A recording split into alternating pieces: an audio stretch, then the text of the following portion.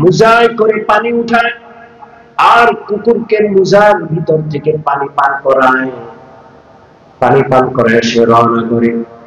আল্লাহ নবী বলেন একটা পিপাসার্ত কুকুরকে পানি পান করানোর কারণে এই গুনাহগার বান্দার সারা জীবনের গুনাহ আল্লাহ মাফ করে দেন। বুখারীর হাদিস, বুখারীর হাদিস। বুখারীতে একটা হাদিস আছে, ওয়া দাখালাত ইমরাতুন আন-নার ফি হিররাতিন, একটা বিড়ালকে কষ্ট দেওয়ার কারণে একজন নেককার নারী সে জাহান্নামে চলে যায়। আল্লাহর নবী বলেন ওই মহিলা বিড়াল বেঁধে রাখে, বিড়ালকে সময় মতো খাবারও দেয় নাই, বিড়ালকে ছেড়ে দেয় নাই, তাহলে তো নিজে নিজে চড়ে বলে খাইত। ফলে বিড়ালটা বাঁধা অবস্থায় ক্ষুধায় মরে গেছে।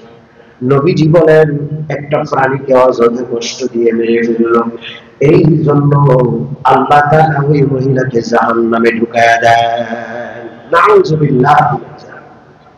তাহলে গুনাহ মাফ পাওয়ার জন্য একটা প্রাণীকে খেদমত করা, একটু খাবার দেওয়া, মনে করেন কাঁটা, খাওয়ার পর একটু কাঁটা, একটু হাড্ডি, কথা কি বুঝে আসছে? এটাকে আপনি প্রাণীর জন্য খাবারের জন্য ব্যবস্থা করলেন। হযরত মিয়া আসগর হোসেন সাহেব রাহিমাহুল্লাহ দারুল উলুম দেওবন্দের একজন মস্ত বড় আল্লাহওয়ালা শিক্ষক ছিলেন, মিয়া আসগর হোসেন সাহেব রাহমাতুল্লাহ আলাইহি। মুফতি শফি সাহেব রাহমাতুল্লাহ আলাইহির উস্তাদ, মারিফুল কোরআন, তাফসীরে মারিফুল কোরআনের লেখক মুফতি শফি সাহেব রাহমাতুল্লাহ আলাইহির উস্তাদ। মাঝে মাঝে উস্তাদের সাথে বিকাল বেলায় তিনি দেখা করতে যাইতেন।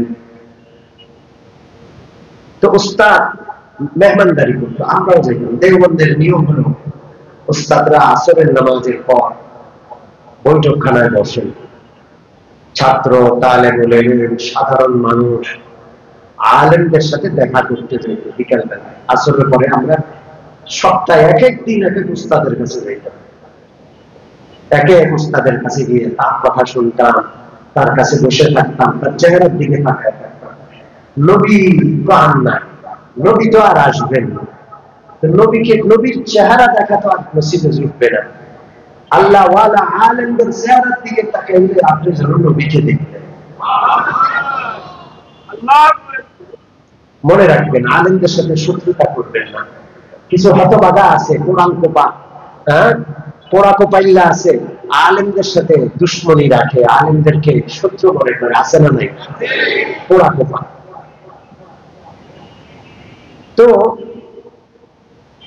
মিয়া আসগর হোসেন সাহেব রাহমাতুল্লাহ আলাইহি মুফতি শফি সাহেবের উস্তাদ আসরের পরে দেখা করতে গেলেন।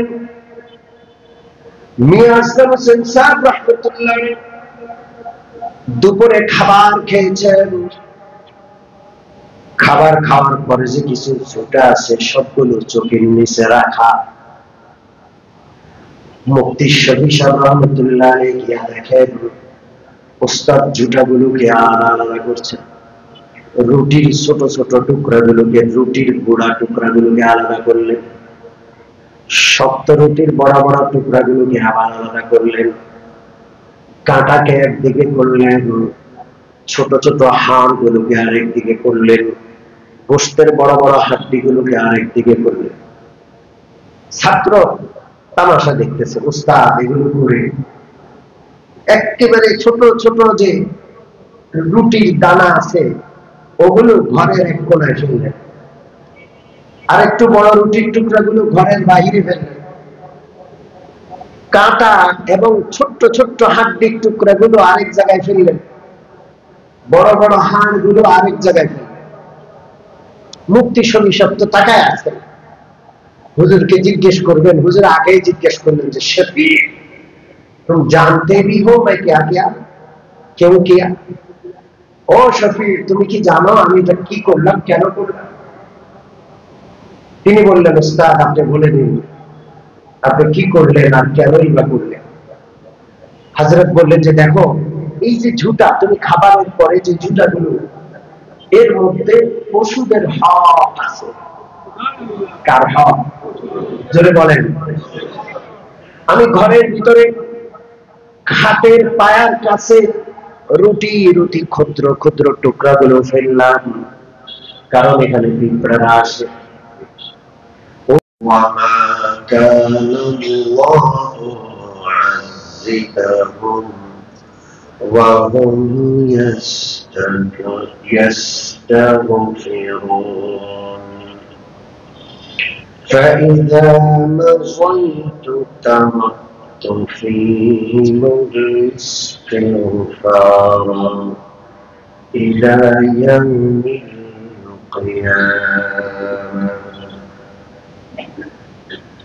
أو كما قال عليه الصلاة والسلام سبحانك لا علم لنا إلا ما علمتنا إنك أنت العليم الحكيم رب اشرح لي صدري ويسر لي أمري واحلل عقدة من لساني يفقه قولي.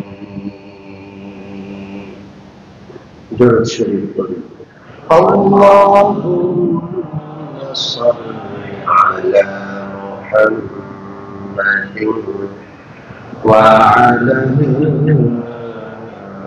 آل محمد كما صليت على إبراهيم وعلى آل إبراهيم إنك حميد مجيد. اللهم بارك على محمد وعلى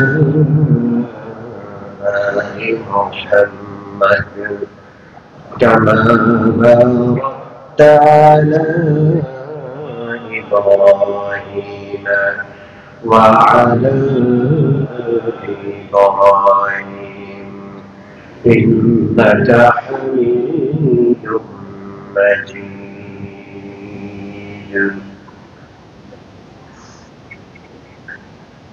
সম্মানিত মুসলিয়ান কিরাম, তওবা ইস্তিগফার সম্পর্কে আমাদের আলোচনা চলছে। আমরা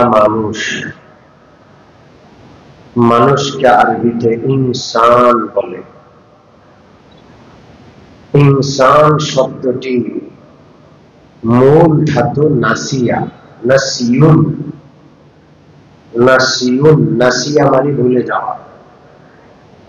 ইনসানকে ইনসান এই জন্য বলা হয়, ইনসান খুব বেশি ভুলে যায়।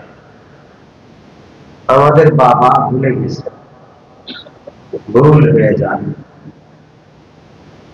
হযরত আদমকে আল্লাহ বলেছেন ওয়ালা তাকরাবা হাযিহিশ শাজারা, এই গাছের নিকটেও যাইও না। আমাদের বাবা ভুলে গেছে, আমরা ওই ভুলে যাওয়া বাবার সন্তান।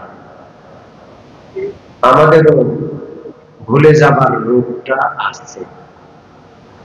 আল্লাহ তাআলা আমাদের এই স্বভাব দিয়ে তৈরি করেছেন। আমরা কি করি? ভুলে যাই। আমরা খুব বেশি ভুলে যাই, খুব বেশি।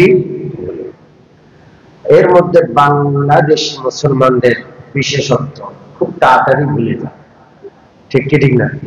একটার পর একটা মুসিবত আসে, পরের মুসিবতটার আঘাত এত কঠিন হয়, আগের মুসিবত অনায়াসেই ভুলে যায়। ঠিক কি ঠিক না? একটার পর একটা মুসিবত, বিমান দুর্ঘটনা, মাইলস্টোনে ছোট্ট ছোট্ট বাচ্চাদের জ্বলে পুড়ে মরে যাওয়া, কত বিশাল মুসিবত, কিন্তু ভুলে গেছি আমরা। এখন আর মনে পড়ে না, মনে হয় যে অনেক দিন আগের ঘটনা। ঠিক কি ঠিক না? একটার পর একটা মুসিবত আসে, আমরা ভুলে যাই আগেরটা।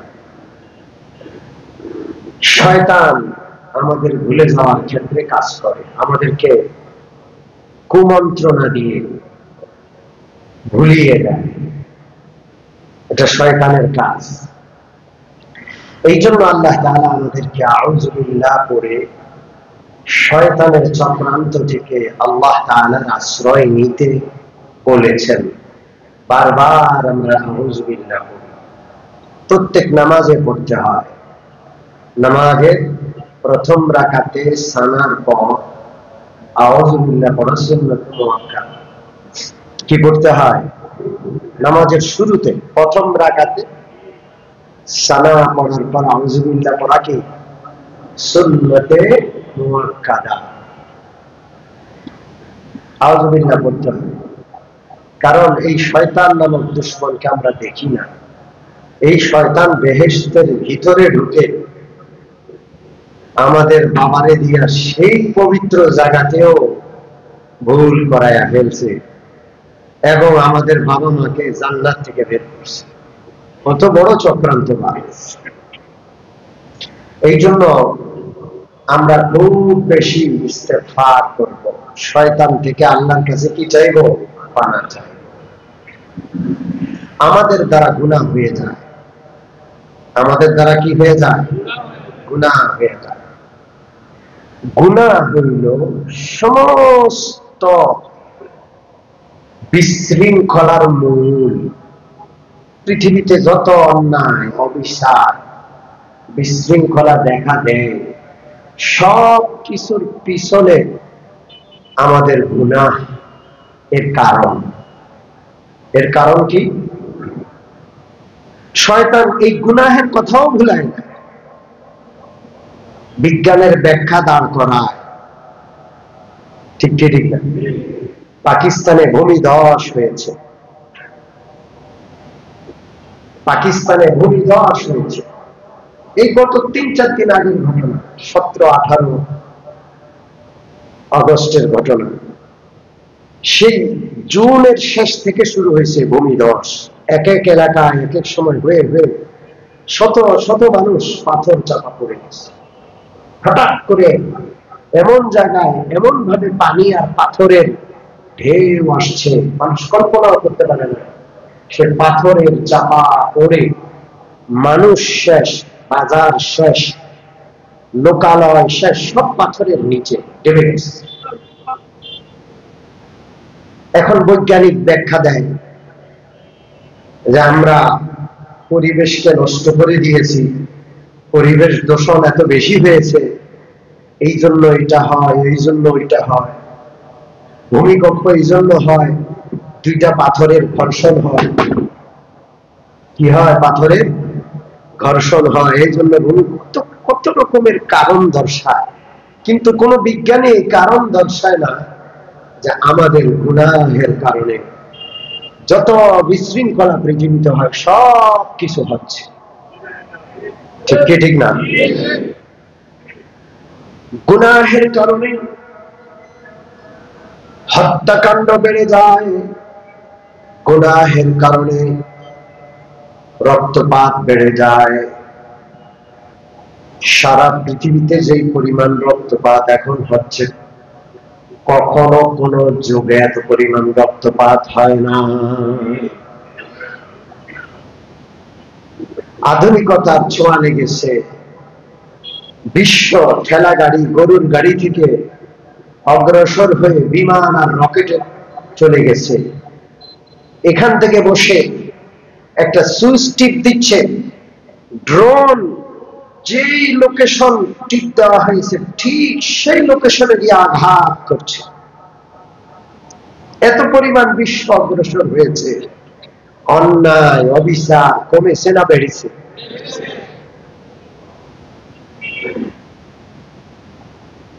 খুন খারাপি বেড়েছে, জুলুম বেড়েছে, রক্তপাত বেড়েছে। আল্লাহ রাসূল বলেন, আখিরি জামানায় যখন অন্যায় অবিচার গুনাহ ছড়িয়ে পড়বে, ব্যাপক আকার ধারণ করবে, তখন হত্যাকাণ্ড বেড়ে যাবে। বুখারী শরীফের হাদিস। এক সাহাবী এসে জিজ্ঞেস করলেন, ইয়া রাসূলুল্লাহ, কিয়ামতের কিছু আলামত বলেন। কখন কিয়ামত আসবে? রাসূলুল্লাহ সাল্লাল্লাহু আলাইহি ওয়াসাল্লাম বললেন, যখন আমানত ধ্বংস হয়ে যাবে। আমানত কি হয়ে যাবে? আমানত কেউ রক্ষা করবে না। আমানত মানে কেউ কোনো সম্পদ রাখলো আর সেটাকে রক্ষা করলাম। আমানতের অর্থ এত ছোট নয়, আমানতের বৃহৎ অর্থ, অনেক ব্যাপক অর্থ। যে যে দায়িত্বে আছে সেই দায়িত্ব অবহেলা করাটা আমানতের খেয়ানত। যে রাষ্ট্র পরিচালনা আছে ওখানে যদি সে দায়িত্ব অবহেলা করে, আমানতের খেয়ানত। ঠিক ঠিক না? কোন অফিসে, কোন চাকরিতে, কোন ব্যবসায় সে ঠকাচ্ছে, মিথ্যা বলছে, আমানতের খেয়ানত করছে। ব্যাপক কথা। যুজ্জাতিল আমানা। সাহাবী বললেন, ইয়া রাসূলুল্লাহ, আমানত ধ্বংস হয় কিভাবে? আমানতের তো ব্যাপক অর্থ। আল্লাহ রাসূল সাল্লাল্লাহু আলাইহি ওয়াসাল্লাম ব্যাপক অর্থের মধ্যে একটা অর্থ বললেন, আমানত ধ্বংস হওয়ার অর্থ হলো ইযা উসিদাল আমরু ইলা গায়রি আহলিহা। যখন পদ দেওয়া হবে অযোগ্য ব্যক্তিকে। কাকে পদ দেওয়া হবে? জোরে বলেন। অযোগ্য ব্যক্তিকে। গত 2 দিন আগে দেশের কোন একটা প্রত্যন্ত অঞ্চলে স্কুলের ছেলেরা, ছাত্রীরা, ছাত্ররা আন্দোলন করছে। কি আন্দোলন? যে আমাদের স্কুলের ইসলাম ধর্মের শিক্ষক ব্যক্তিটি মহিলা হিন্দু। ইসলাম ধর্মের শিক্ষিকা তিনি মুসলমান না, তিনি কি? হিন্দু। দেখেন, মুসলমানদের ধর্মীয় শিক্ষক মুসলমান না, সে হিন্দু, আবার মহিলা। এই পদের কোন যোগ্যতা এই মহিলার মধ্যে আছে? সে তো বেঈমান। ওরা আন্দোলন করছে কেন? যে এই মহিলা ইসলাম ধর্মের শিক্ষক, কিচ্ছু জানে না ইসলাম সম্পর্কে। সে আমাদের ক্লাসে নবীজিকে নিয়ে গালমন্দ করে, কোরআন নিয়ে গালমন্দ করে। চিন্তা করে না, দায়িত্ব এমন লোককে দেওয়া হবে সে আস্ত অযোগ্য। এটা কিয়ামতের আলামত। রাষ্ট্রীয় পর্যায়ে এমন লোক বসানো হবে, শুধু রাষ্ট্রীয় পর্যায়ে নয়, স্থানীয় পর্যায়েও।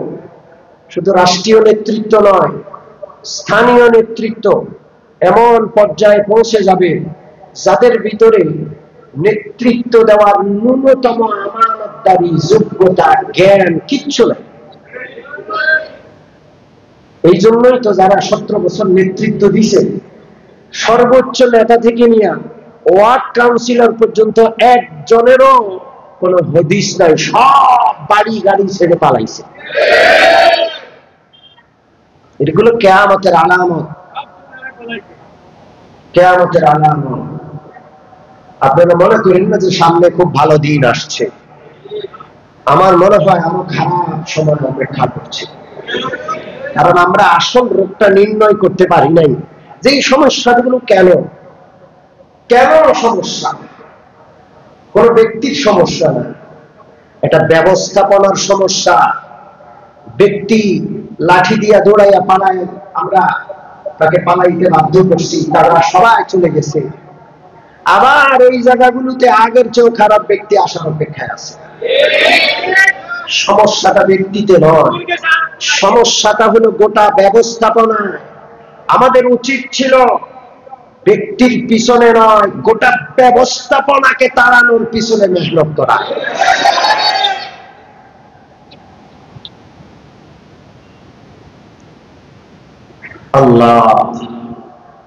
আল্লাহ নবী কিয়ামতের আলামত বললেন, ইযা উসিদাল আমরু ইলা গায়রি আহলিহা। যখন দায়িত্ব দেওয়া হবে অনুপযুক্ত ব্যক্তিকে, তখন কিয়ামতের অপেক্ষা করো। ফান্তাজিরিস সাআহ। আল্লাহ রাসূল আরো বিভিন্ন আলামত বর্ণনা করলেন। কাসুরাতিস জিনা, ব্যভিচার ব্যাপক আকার ধারণ করবে। ব্যভিচার আর ব্যভিচার, ঘরে ঘরে ব্যভিচার, প্রত্যেক ব্যক্তির হাতে ব্যভিচারের যন্ত্র। ঠিক ঠিক না? ব্যাপক আকার ধারণ করবে ব্যভিচার, পরকীয়া খুব স্বাভাবিক হয়ে যাবে, অবৈধ সম্পর্ক খুব স্বাভাবিক হয়ে যাবে, ব্যভিচার আর ব্যভিচার ছড়িয়ে পড়বে, নারীর সংখ্যা বেড়ে যাবে। কাদের সংখ্যা? জোরে বলেন। নারীর সংখ্যা বেড়ে যাবে। আল্লাহর হাবিব সাল্লাল্লাহু আলাইহি ওয়াসাল্লাম সর্বশেষ যে আলামতটি বললেন সেটি সম্পর্কে আমি আলোচনা করছি। নবীজি বলেন ওয়া কাসুরাল হারাজ, এবং কিয়ামতের আগে হারাজ বেড়ে যাবে। সাহাবারা জিজ্ঞেস করলেন ইয়া রাসূলুল্লাহ, হারাজ মানে কি? আল্লাহ রাসূল গলার দিকে ইশারা করে দেখালেন হারাজ মানে এটা। হারাজ মানে রক্তপাত, হারাজ মানে হত্যাকাণ্ড। নবীজি বলেন সে বুঝবে না কেন তাকে হত্যা করা হয়েছে, আর হত্যাকারীও জানবে না আমি কেন তাকে হত্যা করছি। এত এত স্বাভাবিক যে বিনা কারণেই একটা মানুষ আরেকটা মানুষকে হত্যা করে, কোনো কারণ নেই, জানেও না যে কি কারণে আমি তাকে মারছি, আর যে মরছে সেও জানে না কি কারণে তাকে মারা হচ্ছে। হত্যাকাণ্ড এত ব্যাপক আকার থাকে। এক কথায় আল্লাহর নাফরমানি বেড়ে গেলে জমিনে বিশৃঙ্খলা সৃষ্টি হবে, জমিনের কোন জায়গায় আর শৃঙ্খলা থাকবে না। অফিসে, আদালতে, ব্যবসা বাণিজ্যে যেখানেই যান সেখানেই বিশৃঙ্খলা, কোথাও শৃঙ্খলা নেই। গোটা জমিনটা একটা বিশৃঙ্খলার কারখানা। পরিবার থেকে নিয়ে শুরু করেন, ব্যক্তি থেকে শুরু করেন, ব্যক্তির মধ্যে বিশৃঙ্খলা, পরিবারের বিশৃঙ্খলা, স্বামী স্ত্রীর মধ্যে, বাবা সন্তানের মধ্যে বিশৃঙ্খলা, ভাই বোনের মধ্যে বিশৃঙ্খলা, আছে না নাই? সমাজে বিশৃঙ্খলা, নেতা আর শাসক, নেতা আর তার অনুসারীর মধ্যে বিশৃঙ্খলা, এক নেতা আরেক নেতার মধ্যে বিশৃঙ্খলা, এক দেশ আরেক দেশের মধ্যে বিশৃঙ্খলা, গোটা বিশ্বে বিশৃঙ্খলা লালন করা হয়। পরাশক্তিগুলো বিশৃঙ্খলা ছড়ায়া দেয় এবং এরা বিশৃঙ্খলা লালন করে। কারণ যদি শৃঙ্খলা ফিরে আসে মানুষ তাদেরকে মরল মানবে না, এই জন্য দেশে দেশে যুদ্ধ লাগাইয়া দেয়। আবার কয় না, সাপ হইয়া কামড়ায়, ওজা হইয়া ঝাড়ে। কথা কি বুঝছেন? সাপ হইয়া কি করে? ধ্বংসন করে। আবার ওজা হইয়া কি করে? ঝাড়ে। এদিক দিয়ে ফিলিস্তিনের মানুষের খাবার বন্ধ করে দিছে, আবার ওই দিক থেকে নিজে বিমান থেকে সহযোগিতা নয়। ঠিক কি ঠিক না? আল্লাহ, এগুলো সব বিশৃঙ্খলা। এক কথায় পৃথিবীর কোন বিজ্ঞানী বলবে না, জাতিসংঘ বলবে না, যেটা আল্লাহ বলেছেন যাহারাল ফাসাদু ফিল বাররি ওয়াল বাহরি বিমা কাসাবাত আইদিন নাস। এই পৃথিবীতে জলে স্থলে যত রকমের বিশৃঙ্খলা হয় সব মানুষের হাতের কামাই, মানুষের অন্যায় বিচার আর গুনাহের কারণে কৃত কর্মের ফল হিসাবে জমিন আকাশ আসমানে জলে স্থলে বিশৃঙ্খলা দেখা দেয়। কোন গুনাহ করবো না তো ইনশাআল্লাহ, গুনাহ ছেড়ে দিব, গুনাহ করবো না ইনশাআল্লাহ। এখন আসেন, মানুষের গুনাহ যেমন হয়ে যায়, আল্লাহ তাআলা এমন কিছু কাজ দিয়েছেন যে কাজগুলোর দ্বারা গুনাহ মাফ হয়ে যায়। আল্লাহ কত দয়ালু তিনি। ছোট্ট ছোট্ট কিছু আমল আছে, খুব সাধারণ আমল, কিন্তু ওগুলো করলে কি হয়ে যায়? গুনাহ মাফ হয়ে যায়। আল্লাহ, এর মধ্যে একটা বিষয় হলো লজ্জিত। কোন গুনাহ হয়ে গেছে, বান্দা তত্ত্ব, বান্দা লজ্জিত, নামাজ ছুটে গেছে, বান্দার মন খারাপ, নামাজটা ছুটে গেল, আরে আল্লাহ আমি কি জবাব দিব, কেমনে আল্লাহকে মুখ দেখাবো, ফরজ নামাজ ছুটে গেছে। এই যে একটু লজ্জা পাইলেন, আপনি লজ্জা পান নাই, স্বয়ং আল্লাহ লজ্জা পাইয়া গেছে। আল্লাহ, শেখ সাদি বলেন করম বি লুৎফে খুদা বন্দেগার, করম বি লুৎফে খুদা বন্দেগার, गुनाह बंदा करदास व शर्मसार, गुनाह बंदा करदास व शर्मसार। শেখ সাদি বলেন, আল্লাহর দয়ার মায়াটা একটু দেখো না, বান্দা অন্যায় করে, বান্দা গুনাহ করে, আর লজ্জিত হয়ে যান কে? জোরে বলেন আল্লাহ। বান্দা যখন লজ্জিত হয়, আল্লাহ ক্ষমা না করতে লজ্জাবোধ করেন, আমার বান্দা আমার কাছে ক্ষমা চায়। আরে ওমাই ইয়াগফিরু যুনুবা ইল্লাল্লাহ, আমি ছাড়া তো আর ক্ষমা করার কেউ নাই, আমি কেন ক্ষমা করব না? আল্লাহ ক্ষমা না করতে লজ্জা পান, আল্লাহ লজ্জা পাইয়া ক্ষমা করে দেন। লজ্জিত হইলে গুনাহ মাফ হবে। এই জন্য গুনাহ করে বুক ফুলাবো না, গুনাহ করে সিনা চুরি করবো না, চুরি চুরি, জোরে বলেন, চুরি চুরি সিনা চুরি করবো না। গুনাহ করেছি, মাথা নত হয়ে যাবে, লজ্জিত হয়ে যাব ইনশাআল্লাহ। বান্দা লজ্জিত হলে আল্লাহ তাআলা গুনাহ মাফ করে দেন। বান্দা যদি জীবজন্তুর প্রতি দয়া করে, আল্লাহ তাআলা গুনাহ মাফ করে দেন। জীবজন্তুর প্রতি দয়া করলে আল্লাহ গুনাহ মাফ করেন। মানুষের প্রতি দয়া করলে গুনাহ মাফ হয় কি হয় না? আরে একটা জীব, একটা জন্তুর প্রতি দয়া করলে গুনাহ মাফ। আপনি গাড়ি চালাচ্ছেন, সামনে দিয়ে একটা কুত্তা যাচ্ছে, কেন শুধু শুধু কুত্তাটাকে মেরে দিবেন? ওটা আল্লাহর একটা মাখলুক, একটু ব্রেক কষলেন, তারে পার হইতে দিলেন, সে পার হয়ে গেল, আপনি তারপরে গাড়ি নিলেন। হতে পারে এইটুকুর জন্য আল্লাহ আপনাকে মাফ করে আল্লাহ। আবার এই ক্ষেত্রে বাড়াবাড়ি করা যাবে না। কিছু কুত্তা প্রেমী আছে, আছে না নাই? আপনারা কম দেখেন, কারণ এটা অভিজাত এলাকা না, আমরা দেখি উত্তরায়। কুত্তা প্রেমী আছে একদম, নামাজ নাই, রোজা নাই, ইসলাম নাই, আল্লাহ নাই, রসুল নাই, এদের কুত্তার প্রতি খুব মায়া। কার প্রতি? জোরে বলেন। রাস্তাঘাটের কুত্তা কাঁধে উঠে হাঁটে, রাস্তাঘাটের কুত্তা কোলে নয়, আছে না নাই? কুত্তা মুততে, একটা আমি দেখলাম একদিন, কুত্তারে কাঁধের উপর বসাইছে, কুত্তা মুততেছে, ওর কুত্তার মুখ এদিক দিয়েও গড়ায়, এদিক দিয়েও গড়ায়। কি বিশ্রী, কি নাপাক! প্রত্যেকটা বিষয়ের ক্ষেত্রে সীমা থাকা উচিত। সীমা লঙ্ঘন করলে সব বিষয় খারাপ। আপনি প্রত্যেকটা মানুষকে শ্রদ্ধা করবেন, এটা নিয়ম, কিন্তু আপনি বাপের চেয়েও আরেকজন পর মানুষকে বেশি শ্রদ্ধা দেখান। বাপের শ্রদ্ধা হতো না, বাপের শ্রদ্ধা হতো না, আরেকজনকে বাপটা কে দিতেছে, তখন এই আরেকজনের শ্রদ্ধাটা কি প্রশংসনীয় হবে? জোরে কন।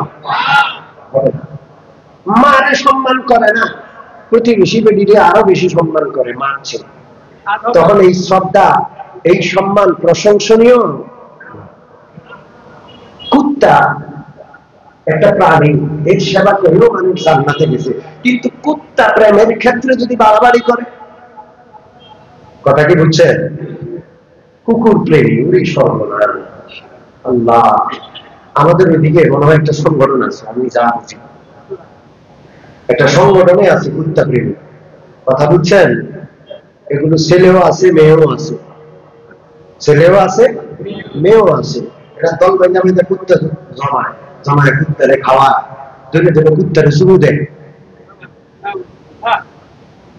কুত্তারে গলায় লাগায়, কুত্তা হাগে ভিতরে নাই। এই কুত্তা প্রেম, এটা ইংরেজদের অনুসরণে করে। কথা কি বুঝছেন? কুত্তা বেশি, কুত্তারকে নিয়ে বাড়াবাড়ি করে ইংরেজরা। কারা? জোরে বলেন। ইংরেজরা, ওদের অনুকরণে এরাও কুত্তাকে ভালোবাসে। বাড়াবাড়ি করলে এটা প্রশংসনীয় থাকে না, এটা অন্যায় হয়ে যায়, এটা মাত্রাতিরিক্ত হয়ে যায়। কোন জিনিস মাত্রাতিরিক্ত ভালো। মধু খাইলে উপকার, মধুকে আল্লাহ তাআলা শিফা করলেন নাস, গোটা মানব জাতির সেবা, গোটা মানব জাতির, গোটা যত রকমের ওষুধ আছে সব অসুখের ঔষধ। কিন্তু কেউ যদি 1 কেজি মধু একলগে খায়, কথা কয় না, কাপড় চোপড় সব খুইলা লাভ দিয়া গিয়া নদীতে পড়বে, ঠিক কি ঠিক না? সবকিছুর মাত্রা আছে না নাই? কুত্তা প্রেমেরও একটা কি আছে? মাত্রা আছে। ওই দুষ্টদের ওই মাত্রা মাত্রা জ্ঞান নাই, মাত্রা তৃপ্ত করে ফেলছে। ঠিক কি ঠিক না? আসেন আসল কথায় ফিরে আসে। গুনাহ যেমন বান্দার থেকে হয়ে যায়, বান্দাকে আল্লাহ ছোট ছোট আমল দিয়েছেন যেগুলোর কারণে গুনাহ মাফ হয়ে যায়। কি হয়ে যায়? বুখারী শরীফের হাদিস, আল্লাহ রাব্বুল আলামিনের নবী পূর্বেকার উম্মতের এক ব্যক্তির ঘটনা শোনাচ্ছেন। ওই ব্যক্তি রাস্তা অতিক্রম করছে, মরুভূমির পথ, খুব পিপাসা লেগেছে, পানির কোনো ব্যবস্থা নাই। পিপাসা অবস্থায় চলতে চলতে এক জায়গায় একটা কূপ পাইল। তাকায়া দেখে কূপের পানি একবারে তলায়। কূপের পানি কোথায়? তলায়। তো কূপের মধ্যে লোহার সিঁড়ি থাকে, আপনারা খেয়াল করছেন? লোহার সিঁড়ি, লোহা থাকে আর কি, লোহার সিঁড়ি। লোহা বাইয়া বাইয়া সে নিচে নামছে, পানি খেয়েছে। পানি খেয়ে যখন উপরে উঠে আসছে, এসে দেখে একটা কুত্তা কূপের পাড়ে আসা, সে তো আর লোহার সিঁড়ি বাইরে নামতে পারে না। ও জিহ্বা বাইরে গেছে আধা হাত, পিপাসায়, আর মাটির মধ্যে জিহ্বা লেহন করতেছে। এই লোক মনে মনে চিন্তা করল, একটু আগে আমিও প্রচন্ড পিপাসায় ছিলাম, পিপাসার কষ্ট কত কঠিন সেটা আমি বুঝি। নিশ্চয়ই এই প্রাণী কুকুর আল্লাহর নিকৃষ্ট প্রাণী হলেও সে প্রাণী, তার প্রাণ আছে, তার ক্ষুধা পিপাসা আছে। নিশ্চয়ই কুত্তাটা পিপাসায় কষ্ট করছে। আরে কুত্তা তো নামতে পারবে না, পানি খাইতে পারবে না। এখন মনে মনে চিন্তা করে কুকুরকে একটু পানি খাওয়ায়, কিন্তু কোনো পাত্র নাই যে পাত্র দিয়ে পানি উঠাবে। তার মোজা আছে, মোজা, চামড়ার মোজা। হাদিসে আছে ওই গুনাহগার বান্দা কূপের তলায় যায়, ওই ছোট্ট ছোট্ট টুকরাগুলো পিঁপড়াদের খাবার। ঘরের বাহিরে নিকটে একটু বড় টুকরাগুলো ফেললাম, কারণ ওগুলো মুরগিরা খায়। একটু দূরে কাঁটাগুলো আর ছোট ছোট হাড্ডির টুকরাগুলো ফেললাম, কারণ ওগুলো বিড়াল খায়, বিড়াল খায়। আর একটু দূরে বড় বড় হাড় গুলো ফেললাম, কারণ ওগুলো এলাকার কুকুররা এসে খাবে। কারা খাবে? কুকুররা। আল্লাহ, চিন্তা করেন, আল্লাহ ওয়ালারা জুতাও নষ্ট হতে দেয় না, এটাও মাখলুকের খাবার। আপনি আমি খাবার খাওয়ার পরে জুতাগুলো পানিতে ফেলে দিই, পানি ঢেলে দিই, দেখে দিই না। পশুর হক নষ্ট করলাম, পশুর হক পানিতে ফেললে স্বাদ নষ্ট হয়ে যায়। এমনকি হাদিসে আছে বিশ্বনবী রাহমাতুল্লিল আলামিন জীবদ্দশায় জিনদের বিশাল বড় মাহফিল হলো। আল্লাহ রাসূল জিনদের মাহফিলে গিয়ে বক্তব্য রাখলেন। কাদের মাহফিল? বলেন। জিন জাতির মাহফিল। শত শত হাজার হাজার জিন উপস্থিত, রাসূলুল্লাহ আলোচনা করছেন, বক্তব্য রাখছেন। জিনরা দাবি করলেন, ওগো আল্লাহর নবী, আপনি আল্লাহর কাছে দোয়া করেন, আল্লাহ যেন আমাদের রিজিকের ব্যবস্থা করে দেন। নবীজি দোয়া করলেন, আর সুসংবাদ দিলেন, শুনে নাও, মানুষেরা যে সমস্ত হাড় খেয়ে, গোশত খেয়ে হাড়গুলো ফেলবে, ওই হাড়গুলো যখন তোমরা ধরবে, আল্লাহ তাআলা ওই হাড়গুলোর উপর গোশত জড়ায় তোমাদের রিজিকের ব্যবস্থা করে দিবে। অতএব মানুষদেরকে এসে রাসূলুল্লাহ ওসিয়ত করলেন, তোমরা হাড় নষ্ট করবে না, পানিতে ফেলবে না। কথা কি বুঝে আসছে? হাড়গুলো দূরে কোথাও ফেললে আল্লাহর মাখলুক জিনরা এসে হাড় খায়। কথা কি বুঝে আসছে? এবং পশু, আমাদের গরু যে পশু আছে, ছাগল পশু আছে, পশুদের গোবর গুলো জিনদের পশুর খাবার। জিনরা যখন আমাদের গোবরের কাছে এসে, গরুর গোবরের কাছে এসে হাত দেয়, গোবরগুলো তাজা ঘাসে রূপান্তরিত হয়ে যায়, ওরা ওদের পশুদেরকে খাওয়ায়। এই জন্য অনেক সময় দেখা যায় কোন ব্যক্তি বড় বড় হাড্ডি পানিতে ফেলে নষ্ট করলে ওরে জিনে ধরে, কারণ ও জিনের খাবার নষ্ট করছে। ওরে কে ধরে? জোরে বলেন। আজকে বাসায় গিয়ে মা বোনদেরকে হাদিস শোনায় দিব যে পশুদের খাবার, আমাদের জুতাগুলো, এগুলোকে নষ্ট করবা না, পানিতে ফেলবা না, এগুলোকে এমন জায়গায় ফেলবা যেন আল্লাহর মাখলুকরা এসে খেতে পারবে। রাজি আছি? মাখলুকের খেদমত করলে গুনাহ মাফ হয়। মাখলুকের খেদমত করলে কি মাফ হয়? গুনাহ। মুফতি শফি সাহেব রাহমাতুল্লাহ আলাইহি বলেন, আমার উস্তাদ মিয়া আসগর সাহেব রাহমাতুল্লাহ আলাইহির ঘরে একদিন আসরের পরে আসলাম, আমের মৌসুমা। তিনি জিজ্ঞেস করলেন, আম খাবা?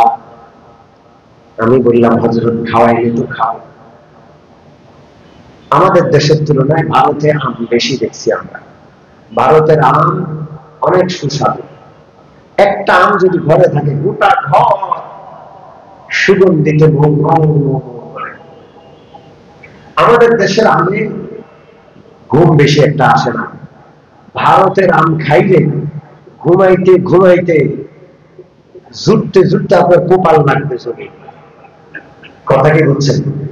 ওরে সর্বনাশ! আম এত মিষ্টি, এত সুস্বাদু, আর ঘুমের লাইক আছে আমের মধ্যে। কি আছে? জোরে বলেন। প্রথমে তো বুঝতাম না, আম খাইয়া ক্লাসে গিয়া ক্লাসের শুরু থেকে শেষ পর্যন্ত এক ঘুমে খালি। পরে চিন্তা করলাম যে ক্লাসের আগে আম খাওয়া যাবে না, ক্লাস শেষ করে কি খাওয়া লাগবে? বুঝি নাই প্রথমে, এই জন্য খালি ঘুমাইতে একটা আম খাইছি, আর গোটা 3-4 ঘন্টা খালি বসে বসে ঝিমাইছি, আর ক্লাসে আছে কিছুই শুনলাম না। কথা কি বুঝে আসছে? তাহলে ওখানে আম খাওয়ার বৈঠক হয়। কি হয়? আমের মজলিস হয়। কিসের মজলিস? আমের মজলিস হয়। আমাদের দেশে তো আম খাওয়ার মজলিস হয় না। আম আর আম, মনে করেন টুকরি ভরা আম ছিলে দিছে। কথা কি বুঝছেন? সব উস্তাদরা বসছে, আম খাচ্ছে, আবার একটু একটু একজনের গায়ে আরেকজনের লাগাচ্ছে, মজা। হযরত মিয়া আসগর হোসেন সাহেব রাহমাতুল্লাহ আলাইহি মুফতি শফি সাহেবকে জিজ্ঞেস করলেন, মিয়া আম খাবা? বলে, হযরত আপনি খাওয়াইলে তো খাবো। তা আমের টুকরি উপস্থিত করছে, এক রকমের আম, আরেক রকমের আম, কয়েক রকমের আম। খুব করে আম খাইছে। আমের আটি, আমের শোকলা, কথা কি বুঝছেন? এগুলো শেষে জমা হলো। মিয়া আসগর হোসেন সাহেব রাহমাতুল্লাহ আলাইহি আমের শোকলা, আমের আটিগুলো নিয়ে তিনি যাচ্ছেন আর বলেন, আমার সাথে আসো। তুমি কি আমের আটি ফেলতে জানো? বলে যে এটা কি একটা শিখার বিষয়? হ্যাঁ, এটা তো শিখার বিষয় আছে। কথা কি বুঝছেন? আমের আটিগুলো, বিচিগুলো দূরে এক জায়গায় ফেললেন, আলাদা আলাদা জায়গায়, আর বললেন, জানো আমি এখানে কেন বলেছি? কেন? বলে, আল্লাহর যদি ইচ্ছা হয় হয়তো এই আটিগুলো থেকে কি হবে? জোরে বলেন। আহা, আল্লাহ ওয়ালারা কত দয়ালু, দেখছেন কত দূর পর্যন্ত ভাবে। কোনদিন আম খাইতে চিন্তা করছেন? আমি করছি যে এই আটিটা দিয়ে আল্লাহ একটা গাছও দিতে পারেন, আমি হয়তো খাবো না, আমার পরে আল্লাহ বান্দারা হয়তো এই গাছটা থেকে উপকৃত হবে। চিন্তাই আসে না কোনদিন। তারপরে শুকলাগুলো নিয়ে আসছে। কি নিয়ে আসছে? শুকলাগুলো নিয়ে আসছে। এনে আশেপাশের বিভিন্ন গোয়াল আছে, গরু, বিভিন্ন গোয়ালে একটু একটু করে দিছে। অনেকগুলো গরুকে গরুর গোয়ালে একটু একটু করে ভাগ করে দিছে। কয়, এক গোয়ালে দিলে গরু ফেলে দিবে, খাবে অর্ধেক, নষ্ট করবে অর্ধেক। অল্প অল্প করে দিলে সব গরু কি করবে? খাবো। আর কোন এক জায়গায় কোন এক গোয়ালে বেশি দিলে আরেকটা সমস্যা, এলাকা গরিব এলাকা। কি এলাকা? সবার আম খাওয়ার সামর্থ্য নাই, আম কিনে খাইতে হয়। গরিব মানুষ অনেকগুলো শুকলা একসাথে দেখলে মনে কষ্ট লাগবে। আরে কারা জানি এতগুলো আম খাইলো, কষ্ট লাগে কি লাগে না? জোরে খান। খাওয়ার কষ্ট যেটা, এটা বাহিরে অনুভব করিনি, জেলে গিয়ে অনুভব করছি। কোথায় গিয়ে? জোরে বলেন। আল্লাহ কাউকে না নেক, আর আমিও কইতে রাজি। জেলে যেতে মনে চায় তো আমিন বলেন না কেন? খাওয়ার যে কষ্ট, রুহের যে কষ্ট, এটা জেলখানায় গিয়ে করছি। কি যে কষ্ট, কি যে কষ্ট।